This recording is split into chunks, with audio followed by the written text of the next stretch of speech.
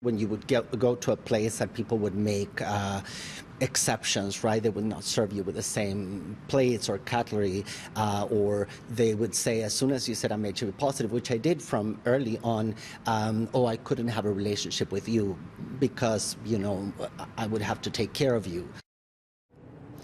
Good evening. You just heard from a man who has been dealing with the stigma of HIV/AIDS for the last 30 years. I'm Natish Basono coming to you from the AIDS Memorial here in Toronto. And beside me are the names of 200 people who have died because of the virus. Fresh flowers are laying here today because today is World AIDS Day.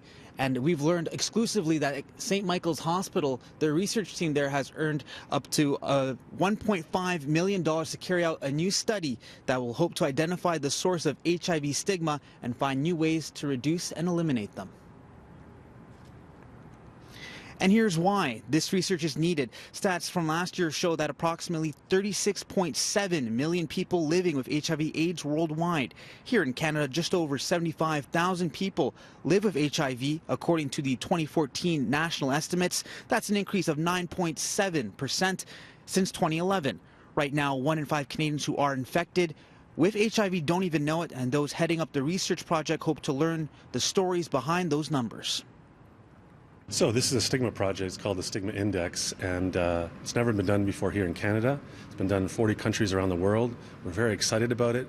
Francisco and I are going to be leading this work over the next 3 to 5 years, and we're going to see about 2,500 people, and we're going to really find out more about the experiences of people living with HIV who are experiencing stigma. I'm personally with HIV since I was 22. I came to Canada at 22 and got infected very shortly after. So living with HIV and the stigma around it has been part of my life, and I dedicated my life then to research and community-based work. We'll have a whole platoon of people living with HIV who will be trained and supported to go and talk and get the stories. We know that stories trump data.